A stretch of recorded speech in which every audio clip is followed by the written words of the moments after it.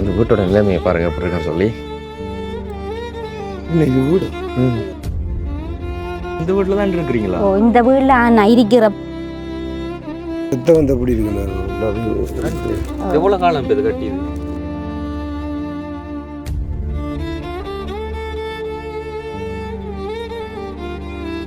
இவ்வளோ கஷ்டத்துக்குமான காரணங்கள் வந்து என்ன? கல்யாணம் கட்டினதால எனக்கு கூட கஷ்டம். வீடு கட்டி கொடுக்கல, எங்களை தங்கச்சியில் வீட்டு எழுத்தாண்டு சொன்னவர் சொல்லு அப்பா என்னவர் அது வீடு நான் கட்டி தருவேன், அது விற்கிறல்லன்ட்டு சொல்லத்தான் இப்படி பிரித்து வேறு கல்யாணம் செய்து கொடுத்தவர். அவர் சொன்ன இப்படி தான், நான் வீடு கட்டுற அம்மா கட்டித்தர தேவையில்லை, அவங்க கஷ்டம், நான் அந்த காசை கடனைப்பட்டு தான் நான் வெளியில் போகிறேன், வெளியில் போய் அந்த வாங்கின கடனையும் கட்டி வீடும் கட்டி எடுப்போம்ட்டு சொல்லி தான் அவர் விட்டுட்டு போனவர். இருக்கப்பறேன்ட்டு சொல்லி கொடியை 3 மாதம் வயிற்றில் விட்டுட்டு போனவர் தான். ஒரு திரும்ப வரே இல்லை.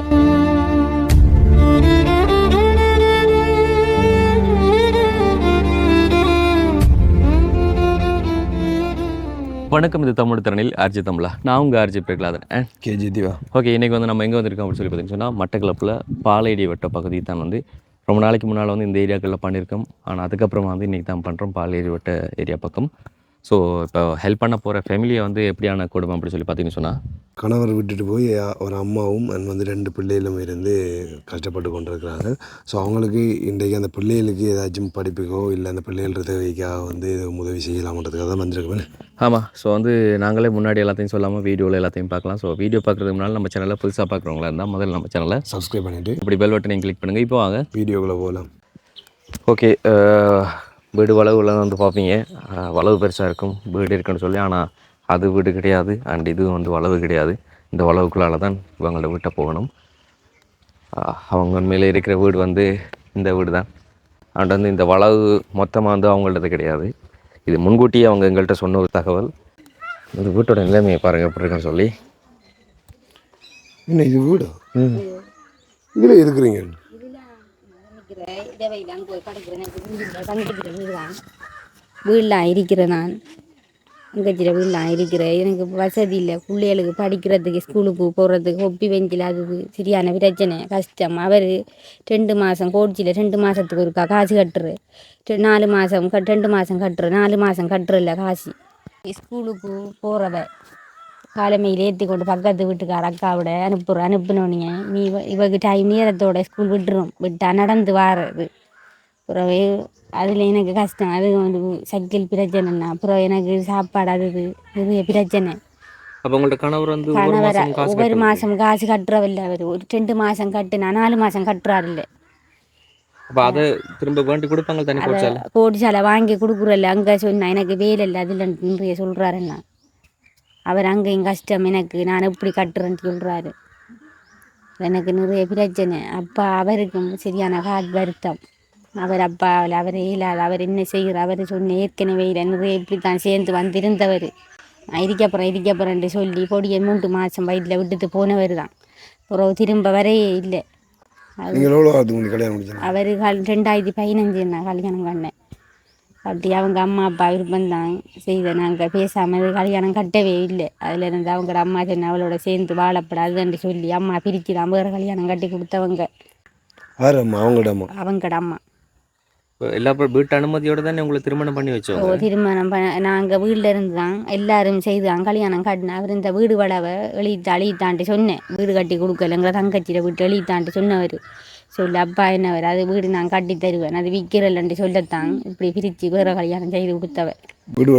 ஓ, அங்கே வந்து இருக்க சொன்னவர் வெளியெல்லாம் அனுப்புனேன், நான் கடன்பட்டு வட்டி காசு வாங்கி அனுப்ப அவர் உழைச்சி அவர் ஆக்களுக்கு கொடுத்து போட்டு இங்கே வந்தவர் தான். எனக்கு காசு இந்த கடனை கட்டலை, அப்புறம் நான் லோன் எடுத்தேன், அதை எடுத்து இதை எடுத்து தான் இந்த கடன்கள்லாம் கட்டி முடித்தேன். அதெல்லாம் எனக்கு இப்படி பிரச்சனை நிறைய வந்தேன். இந்த வீட்டில் தான் இருக்கிறீங்களா? ஓ, இந்த வீட்டில் நான் இருக்கிற பகலையில் இரவையில் தங்கச்சிர வீட்டில் போய் படுக்கிறேன். வீடு இல்லை, ஒரு குடிசை.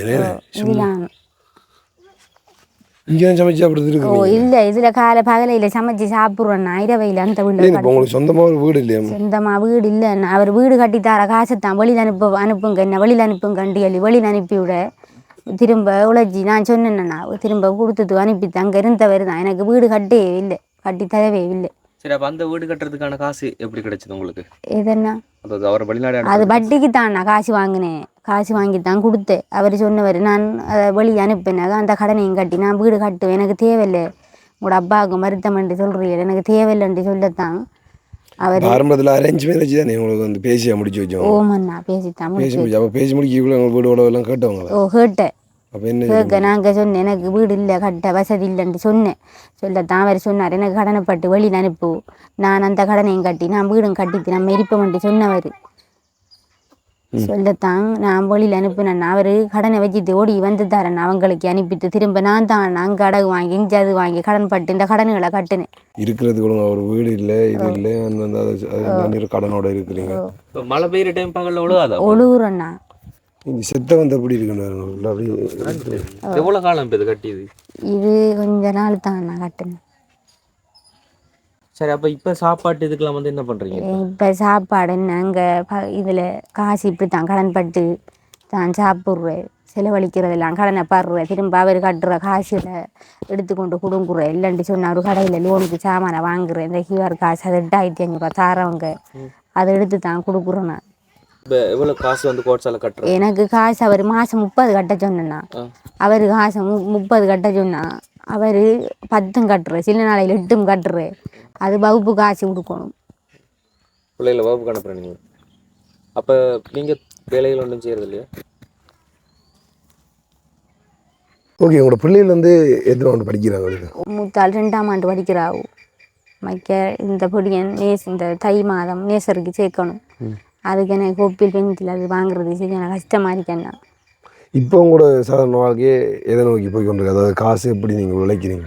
காசு இப்படி தான் கீவார் காசு அது தாரவங்க, அப்புறம் தேங்காய் விற்று எடுத்தா தான் எனக்கு சிலவுக்கு காசு இல்லைண்டா. இல்லை அவர் சில நான் சொன்னேன்னா காசு கட்டுறவர் அதை எடுத்துக்கொண்டு ஒரு கடையில் சாமானை வாங்குறேன், வாங்கினா அதை கொடுத்தா திரும்ப செலவழிக்க காசு இல்லை, நிறைய எனக்கு கஷ்டமாகி.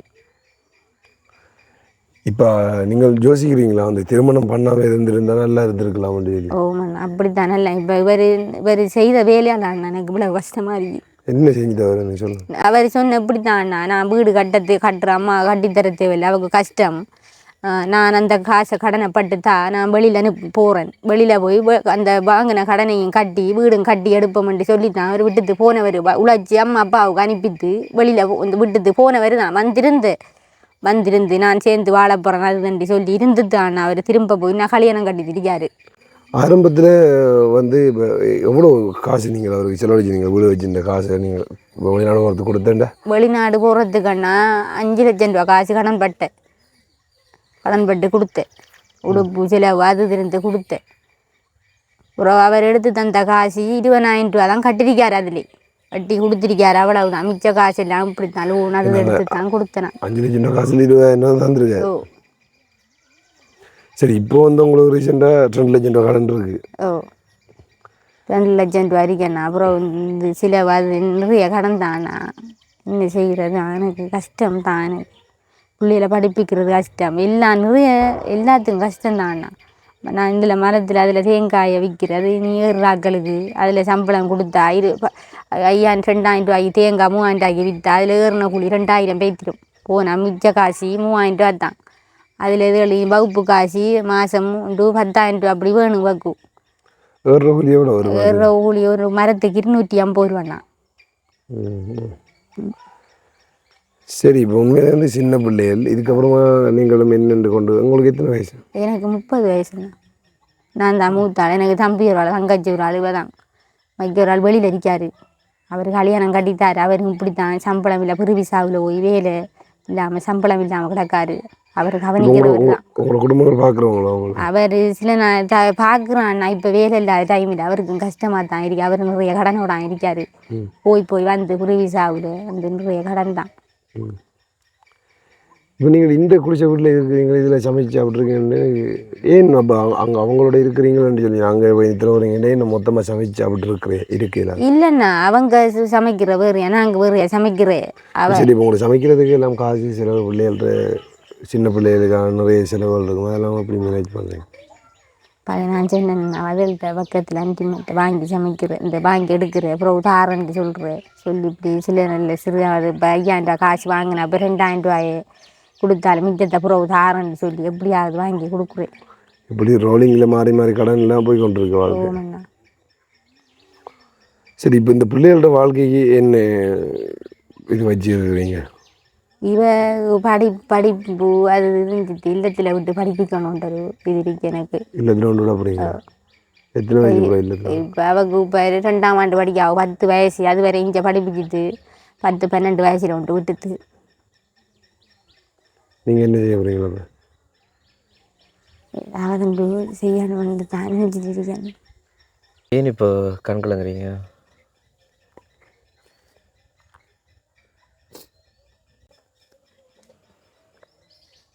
லாஸ்ட்டாக கணவர் வந்து உங்களை பிரியும் போது என்ன சொல்லிட்டு போனார்? அப்போ அவர் சொல்லி வேலைக்கு போயிட்டு வரேன்னு சொல்லித்தானே போனார். அப்போ அவங்களோட மாமி, அதாவது அவங்களோட அம்மாக்கள்கிட்ட போய் எந்த கேள்வியும் கேட்கலையா? உங்களோட மகன் வந்து இப்படி பண்ணுறாரு? நான் சொன்னேன்னா சொல்ல நான் சேர்ந்து வாழ விட மாட்டேன்னு சொன்னவன். அவ்வளோக்கு ஏன் அந்த அம்மா உங்களை மேலே வஞ்சகம் வச்சுக்கொள்ளணும்? தண்ட மகன் வந்துட்டு நல்லா அவங்க இந்த வீடு வட வித்துட்டு வர சொன்னவன் அங்கே இருக்க. அப்போ இருக்கிற வீடு வள வித்துட்டு இல்லாட்டி எங்களோட தங்கச்சியை கொடுத்துட்டு, இந்த தங்கச்சிக்கு எனக்கு தந்த வளவை எங்களோட தங்கச்சி கொடுத்துட்டு, எங்களோட தங்கச்சி இதை காசு எடுத்து தங்கரிக்க வர சொன்னவர். எங்க? திருக்கோயிலா? ஓ, நான் ஏறாண்டி சொன்னேன். நான் சொன்னேன் வெளியில் போய் இந்த கடன் எல்லாம் கட்டிட்டு அங்கே சின்ன ஒரு வளை ஒன்று வாங்கிடு, நம்ம சின்ன வீடு கட்டி இங்கே இருந்தது அங்கே இருந்தது நம்மளை பிள்ளைகளை படிப்பிச்சு இருக்கலான்ட்டு சொன்னேன். அது எங்களுக்காக தான் அவர் போனேன். அவ்வளோ தூரம் இருந்து எப்படி திருக்கோயிலேருந்து இங்கே எப்படி உங்களுக்கு திருமணம் பண்ணி வச்சுங்க? அவர் அங்கே பக்கத்தில் ஒரு பலாஜோல் அண்ணன் தான், அவர் தெரிஞ்சவர் தான். அவர் தான் சொன்னேன் இப்படி நல்ல பொடியன், நல்லா உழைக்கிறவர், அது தாண்டி சொல்லத்தான் எங்கட அப்பாவை விரும்பி எங்கட அம்மா அப்பா என்னை விரும்பி கல்யாணம் செய்து தந்து நான் 2 விருப்பப்படியே ஆட்டது. இப்போ கல்யாணம் பண்ணுறதுக்கு முதல்ல வந்துட்டு உங்களோட அம்மா அப்பா போய் அவங்களோட ஊர் பக்கம் அவங்கள்ட்ட போனேன், விசாரிக்கல? அங்கேயும் போனேன். போய் விசாரிச்செடுத்த சொன்னவங்க நல்ல பொடியன் நல்ல ஆள் அதுன்னு சொல்லி அவங்க எல்லா சகோதரரும் நல்ல ஆள் தான். அம்மா தான் அவரை பிரித்து கல்யாணம் செய்து கொடுத்தாரு. அவங்களோட அண்ணாவே அவரோட இன்னும் இதுவரையும் என்னை விட்டுட்டு போனட்டு கதைக்கிறதே இல்லை அவரோட. இப்போ நான் கேட்குறேம்மா, உங்களோட மாமி அவங்க வந்துட்டு திருமணத்துக்கு முன்ன வந்து சொத்து பத்து கேட்டுவாங்களா? ஓ, கேட்டேன். அப்போ கேட்டதுக்கு அப்புறம் நீங்கள் கொடுக்கணும்னு சொல்கிறேன் நீங்களா? ஓ, இல்லை அப்படி எனக்கு கொடுக்க மாட்டேன், அப்படி கஷ்டம், வீடு வேணுமெண்டா அவர் வெளியில் போய் அவர் கட்டுறண்டு தானே சொல்லிக்காரு. எங்கட அம்மா அப்பா மூலம் தான் இந்த கடன் பட்டு வெளியில் அனுப்புனவர் கட்டி. அவர் சொன்னா வீடு கட்டுற காசு எனக்கு கடனை பட்டுத்தா, நான் போய் வெளியில போன கடனையும் வாங்கிட்டு நம்ம வீடு கட்டி திருப்போன்னு சொன்னேன். சொல்லித்தான் நான் கடன் பட்டு கொடுத்தவருக்கு. கொடுத்துட்டு அவர் ஓடி நான் உழைச்சி சொன்னார் அங்கே காசை போட்டுட்டு நான் 50,000 ரூபா காசு ஓட்டிக்கேன், அம்மாவுக்கு கூட அப்பாவுக்கு கூட அக்காவுக்கு கூடன்ட்டு சொன்னவர். நான் அப்புறம் எங்கட மாமி தான் வந்து எங்கட போன காட்டின இஞ்சவாறு உள்ள காசு இவர் போடலை, சம்பளம் போடலன்ட்டு சொல்கிறார். இஞ்சாறு உடன்ட்டு இவர் தெரியாமல் அங்கே அனுப்புகிற ரெக்கோடியத்தை இஞ்சி அனுப்பித்தாரனோ அனுப்ப. அப்புறம் எங்கட மாமி தான் வந்து காட்டி அதில் நம்பி நான் கேட்ட காசி இப்படி என்னத்துக்கு அனுப்புனட்டு சத்தியம் பண்ணார் நான் போடலை அதன்ட்டு சொல்லி நான் வீடியோ எடுத்து காட்ட ஆண்டு ஒன்றும் பேசிட்டவர். இப்போ இந்த ஒவ்வொரு பிள்ளைகளுக்கு வந்து எத்தனை வயசு? இவருக்கு 7 வயசு, இவருக்கு 7 வயசு, அவருக்கு 4 வயசு. 4 வயசு. ஓ, இப்போ வந்த பொடிய. இப்போ அதையும் வந்து இப்போ இங்கே நிறைய பேர் வந்துட்டு கணவனால் கைவிடப்பட்ட மனைவின்னு சொல்லி தான் நீங்கள் நிறைய வீடியோ பார்த்துருப்பீங்க. ஸோ இதுக்கெல்லாம் காரணம் எதுன்னு சொல்லி பார்த்தீங்கன்னு சொன்னால், ஒன்று வந்துட்டு அவங்களோட கணவர்களுக்கு இருக்கிற குடிப்பழக்கம், அப்படி இல்லைன்னு சொன்னால் அவங்களோட வீட்டில் இருக்கிற காசு பிரச்சனை, அந்த சொத்து பத்து பிரச்சனை. ஸோ இதனால தான் இன்றைக்கி வரைக்கும் நிறைய இளங்குடும்பங்கள் வந்துட்டு நடுத்தருவில் வந்து விடப்படுது. ஸோ இதுக்கெல்லாம் இனி மாற்று கருத்தாக வந்து என்ன வரப்போகுது அப்படின்னு சொல்லி எங்களுக்கு தெரியாது. அப்போ இருக்கிற இந்த குடும்பங்கள் வந்துட்டு ஒரு நல்ல நிலையில் இருக்கணும்னு சொன்னால், அவங்களுக்கான சரியான ஒரு தொழில் வாய்ப்பு இருக்கணும்னு சொன்னால் அவங்களே வந்து பார்த்துக்கொள்வாங்க. அப்போ உங்களுக்கு அரசாங்கத்தினால் வந்துட்டு எந்த ஒரு தொழில் இதுகளை வந்து கொடுக்கலையா? அவங்க அரசாங்கத்தார சொன்னாங்க நடிகை சொப்பிசார் ஆடு வந்துருக்கு சொன்னவர். புறவு சொன்னாங்க இது ஆடுற காலண்டு கேட்டவங்க அப்பாட காலண்டு சொன்னேன், நீங்கள் வேறையா காலை கட்டிக்கிறீங்க அப்படி என்றாதான் உங்களுக்கு ஆடு தருவனன்ட்டு சொன்னாங்க. நான் சொன்னேன் எனக்கு அப்படி கட்ட வசதி இல்லை, அப்பாட கால் இருக்கி அதுக்குள்ளே கொண்டு அவங்கட ஆட்டோட பார்க்கணுன்ட்டு சொல்ல, இல்லை வேறு ஆடு இது கட்டணுமென்ட்டு சொல்ல. அப்போ நான் சொன்னேன் அப்படி என்று சொன்னேன் எனக்கு கட்ட வசதி இல்லை, ஏதாவது செங்க நீங்கன்னு போட்டு நான் வந்தேன்னா எனக்கு அப்படி கட்டிடுறதுக்கு எங்கேருந்து வார எனக்கு வசதி ஆடு இப்படி ஒன்று இதை விட இது நிறைய பெரிய காலானி நிறைய ஆடு போட்டு அடைக்கணுன்ட்டு சொன்னேன் சார் நீங்கள் வேறு தான் கட்டணுன்ட்டு சொன்னாங்க. அப்போ நான் ஒன்றும் பேசலை, நான் வந்துட்டேன். நாங்கள் என்ன சொல்கிறேன்னு சொல்லி தெரியல இதுக்கெல்லாம். ஸோ அந்த சைக்கிளுக்கு ஏதோ ஒரு பிரச்சனைன்னு சொல்லி சொன்னேன். சைக்கிள் அது நான் 10,000 ரூபா கொடுத்து வாங்கினேன் அந்த சைக்கிள். இணக்கிறதுக்கு எனக்கு சரியான கஷ்டமாக இருக்கு. அதை இணக்கி பார்த்துட்டு நான் செய்யணும் கூட பிஞ்சு கிடக்கண்ணா இதை வச்சுட்டு எனக்கு என்ன செய்யறேன்ட்டு தெரியாமல் இருக்கு. சரி, அப்போ இதை என்னத்துக்காக வந்து யூஸ் பயன்படுத்திக் கொள்கிறேன்? நான் இதை ஏற்றிட்டு போகிறதுக்கு தான் வாங்கினேன்னா எங்கே ஸ்கூலுக்கு ஏற்றிட்டு போகிறதுக்கு தான் வாங்கினேன். இது வாங்கி நிறைய இணக்கிற வேலை எனக்கு இன்னும் கூட சாமான் வாங்கி பூட்டி திரும்ப இதெல்லாம் வாங்கி செய்த நான் அது சரி வருதும் இல்லை. திரும்ப செய்யணும் பிஞ்சு வைத்து அப்போ கொண்டு அப்படியே தள்ளி கொண்டு வச்சதான் தம்பி நான் அதை அங்கரிக்கிறத உருட்டுக்கிறது இதை ஒழியோ தெரிகிறோம் விளையாடி. ஆடு மேய்க்க போகிறேன்னு சொல்கிறீங்க. அப்போ அந்த டைமுக்குள்ள பிள்ளைகளை எப்படி ஸ்கூலுக்கு கூட்டிட்டு பிள்ளைகளுக்கு அப்பா இல்லாத அப்பா வேலைகளுக்கு போனா அப்பா நான் பார்க்குறவர் சில நாளையில் அப்பா பார்க்குறேன், சில நான் பார்க்குறேன், சிலையில் அதுகள்கிட்ட கொடுத்து அனுப்புகிறேன். அப்பா அதுகிட்ட கொடுத்து அதுகள் கொண்டு விடுங்கள் விட்டோ நீங்கள் மதியமாக நான் நடந்து வருவாவும் இல்லாட்டி சில நேரம் கண்டை ஏற்றி கொண்டு விடுவாங்க.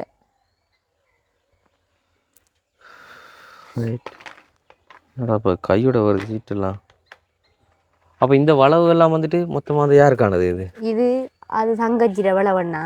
இது ஒரு இது எனக்கு அமைக்கிறதுங்கட அம்மா அப்பா. இதில் ஒரு துண்டு உங்களுக்கு எழுதி தந்துட்டாங்களா? வந்துட்டாங்க. எனக்கு பிள்ளைய ஸ்கூலுக்கு போகிறதுக்காவது எனக்கு சைக்கிள் பிரச்சனைன்னா எனக்கு சைக்கிள் ஏதாவது உண்டு முக்கியமண்ணா அதாவது பார்த்து எனக்கு உதவி செய்து தாங்கண்ணா. பிள்ளைகளை படிப்பிக்கிறது ஒரு கஷ்டம், இனி சாப்பாடு ஒரு கஷ்டம், இனி எல்லா கஷ்டம் இருக்கண்ணா. எனக்கு கஷ்டங்கள் தான் நம்ம என்ன சொல்கிறோம், எல்லாப்பட்ட வாழ்க்கையில் எல்லா கஷ்டங்களும் இருக்குது. ஸோ அந்த கஷ்டோடு நம்ம இருக்கிறத தாண்டி அந்த கஷ்டத்தை நம்ம எப்படி வந்துட்டு நிவர்த்தி செய்யலாம்ன்றதை தான் யோசிக்கணும். ஸோ நாங்களும் இன்றைக்கி வந்துட்டு இந்த பிள்ளைகளை கருத்தில் கொண்டு இந்த பிள்ளைகளுக்கு ஏதாச்சும் பண்ணலான்ட்டு தான் வந்திருந்தோம். ஆனால் பாக்கையில் வந்து என்ன பண்ணுறதுன்றே தெரியாமல் இருக்குது. இப்போ என்ன சொன்னால் அவங்கள ஒரு வயசுக்கு வந்தால் நீங்கள் வந்துட்டு எப்படி இல்லத்தில் பாரப்படுத்துனீங்கன்னு சொன்னால் அது நல்ல ஒரு ஐடியா தான். இல்லத்தில் பாரப்படுத்தினா அவங்களுக்கான செலவு நீங்கள் எதுவும் பண்ண தேவையில்லை. அவங்களே நல்லபடியாக படிப்பிக்க வச்சு அவங்களுக்கு வந்துட்டு உடுப்பில் இருந்து சாப்பாடுலேருந்து எல்லாமே வந்து அவங்க நல்லா பார்த்துக்கொண்டு ஒரு ரேஞ்சுக்கு அவங்கள வளர்த்து விடுவாங்க. ஆசிரமங்களை அந்தளவுக்கான ஒரு ஹெல்ப் பண்ணுவாங்க. அது வரையும் நான் இப்போ எனக்கு படிப்பிக்கிறது படிப்புக்குன்னு சொன்னால் ஒரு மாதம் வந்துட்டு அவங்களுக்கு நார்மலாக எவ்வளோ செலவா? ஒரு மாதத்துக்கு சேர்த்தோன்னா 2,500 3,000 ரூபா போகுது ஒரு மாதத்துக்கு. கிழமையில் ஒவ்வொரு நாளும் நடக்குமா? ஒவ்வொரு நாளும் அண்ணா.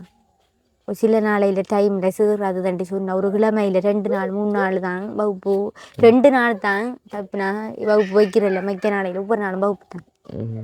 இப்போ சமைச்சிட்டிங்களா நீங்கள்? ஓமண்ணா சமைச்ச சாப்பாடு கொடுப்பான்ட்டு ஓட்டிருக்கு. அதுகள் வந்து சொல்லிக்கு நீங்கள் வாரையிலான்ட்டு சொல்லு சமைச்ச மாதிரி அப்படியே இந்த வெங்கலையும் குளிச்சு வச்சு திருந்தனா. என்ன சமையல் அப்பண்டி?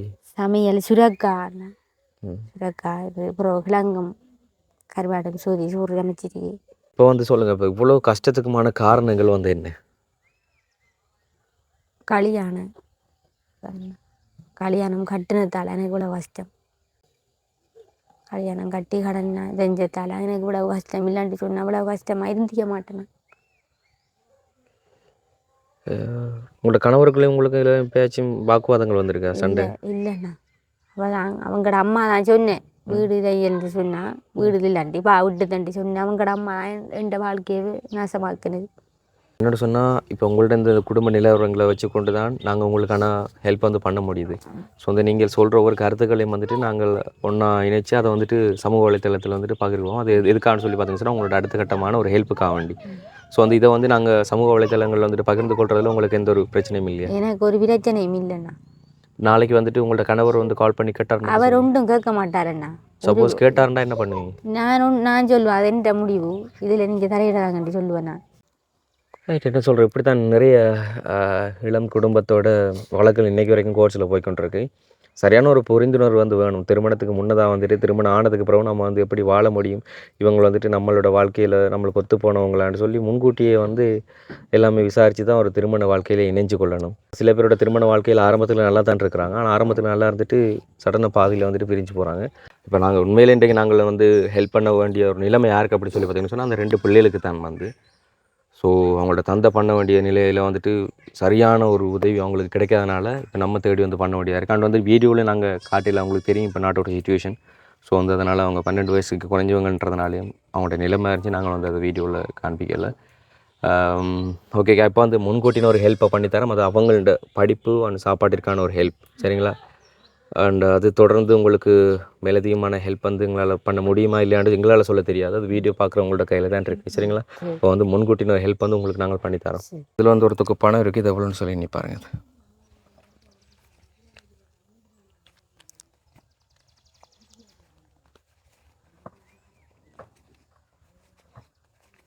முப்பதாயிரம் 30,000 வந்திருக்கு.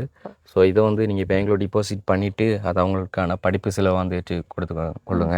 அவனது இந்த ஒரு ஹெல்ப் பண்ணது கூட வந்துட்டு வீடியோ பார்த்து கொண்டிருக்கிறாங்க. சீஸில் இருந்து தனது மகள் அபிராமி சுந்தரலிங்கம் அவங்களோட பிறந்த நாளுக்காக வேண்டி படிக்கிற குடும்பத்திற்கான ஹெல்ப்போ இல்லைன்னு சொன்னால் மற்ற குடும்பங்களுக்கான ஹெல்ப்போ பண்ணி கொடுங்க அப்படி சொல்லி அனுப்பியிருந்தாங்க ஒரு தொகை. ஸோ அதில் நிறைய குடும்பங்களுக்கான ஹெல்ப் பண்ணி மிகுதம் இருக்கிறதுல வந்து இன்றைக்கி ஒரு தொகையை வந்து இவங்கள்ட்ட கையில் நாங்கள் ஒப்படைக்கிறோம். ஸோ ஸ்விஸ்ஸில் இருந்து அவங்க இதை பண்ணியிருந்தாங்க. அவங்கள்ட்ட பேர் சொல்லணும் அப்படி சொல்லிட்டாங்க. நான் அவங்கள்ட்ட கடைசி தொலைபேசி இலக்கத்தை சொல்லிக்கொள்கிறேன். 1849 இது அவங்கள்ட்ட கடைசி தொலைபேசி இலக்கம். ஸோ அவங்க தான் இந்த ஒரு ஹெல்ப் பண்ணாங்க. நீங்கள் ஏதாச்சும் சொல்லணும்னு ஆசைப்பட்டீங்கன்னு சொன்னால் அது அவங்களுக்கானது தான். ஸோ நீங்கள் சொல்லலாம். இந்த காசுன்ற பிள்ளைகளுக்கு படிப்பு சிலவுக்கு உதவி செஞ்சுருக்காங்க.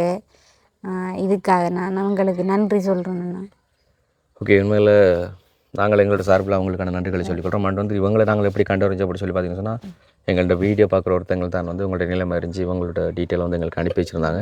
ஆனால் வந்து நாங்களும் எல்லாத்தையுமே வந்து விசாரிச்சுருந்தோம். நம்ம விசாரித்து அவங்களோட கஷ்ட நிலைமைகள் வந்து இதுதான். ஆனால் அதை வந்து எப்படி வெளியில் சொல்கிறதுன்றது தான் அவங்களுக்கு தெரியாத ஒரு நிலைமை.